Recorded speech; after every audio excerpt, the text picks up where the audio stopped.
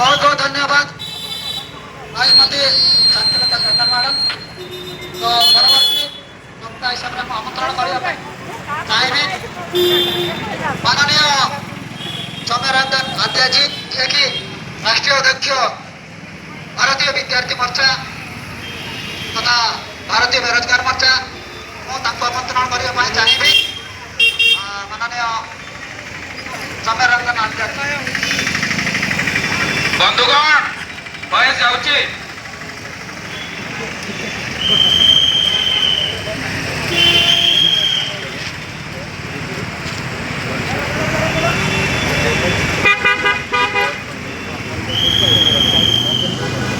आज मयूरभंज जिले में भारत मुक्ति मोर्चा एवं समस्त सहयोगी संगठन तरफ आम हजार हजार संख्यार कार्यकर्ता माने एठी आसीचंती आम आंदोलन करने आसीचु।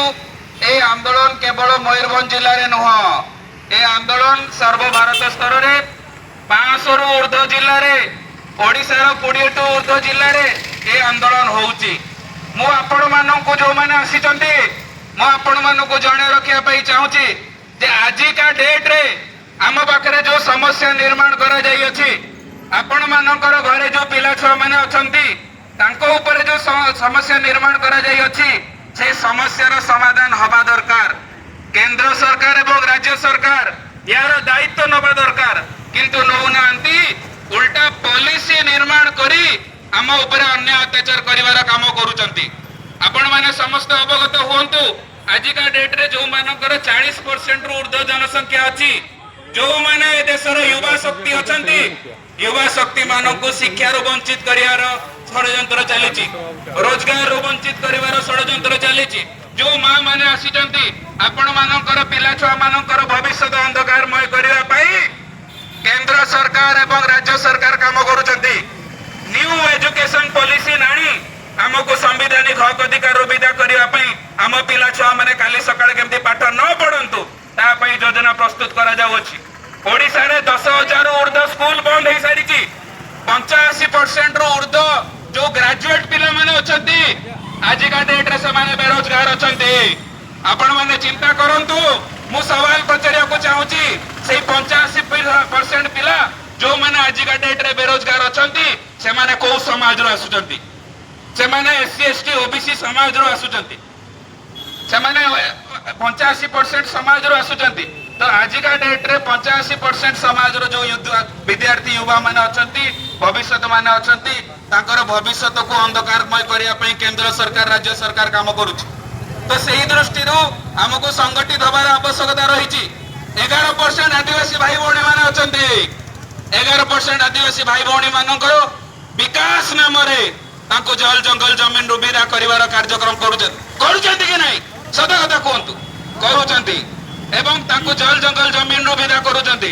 मु आपण मानकु सूचना देवा पई चाहूची सुनि नियंतु 11% ए देश रे आदिवासी भाई भौणी माने अछंती 11% आदिवासी भाई भौणी माने जो जल जंगल जमीन तळे रहउचंती सेही जल जंगल जमीन तळे किछि वर्ष तळे गोटे सर्वे हला जे एई जो जल जंगल जमीन अछि या तळे जो खनि खदान अछि तार मूल्य केते आपण जानि कि आश्चर्य होई जिवे।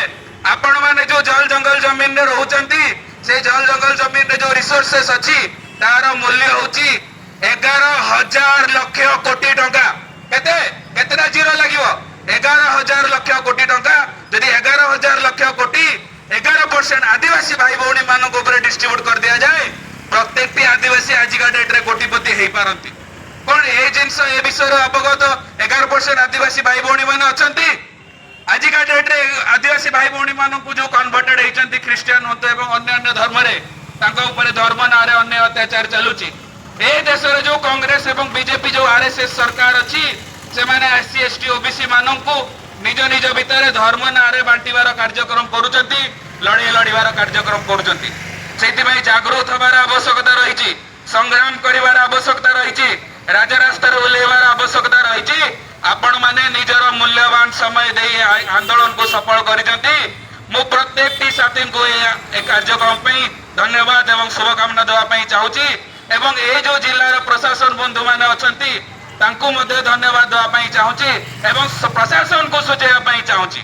आगामी दिन रे एई जो डिमांड आमे निर्माण करिछु जो आपनको माध्यम रे दाबी पत्र दवा पई जाउछु एई जदि डिमांड को पूर्ण न करा जाए अक्टोबर 15 तारीख दिन आमे यार 10-50 गुणा संख्या रे आपनको दफ्तर को आसीबु एवं प्रश्न पचारिबु जो मेमोरेंडम आपनको देइथिलो जो ज्ञापन देइथिलो सेटा केते दूर गला एवं ऑल ओवर इंडिया रे एक आंदोलन सृष्टि करिबु। तो ए देश रे जो संविधान निर्माण हेची संवैधानिक हक अधिकार देश रे लागू होबा दरकार एवं एससी एसटी ओबीसी माननको संवैधानिक हक अधिकार देबा उद्देश्य रे आज आमे आंदोलन करिछु जेते पर्यंत ए देशर व्यवस्था परिवर्तन न होईची ए आंदोलन जारी रहिबो। समस्त को बहुत बहुत धन्यवाद। एबे आमे जिलापाल महोदय पाखु जिबा एवं ज्ञापन पत्र दबा। समस्त को जय भीम जय मुरलीवासी।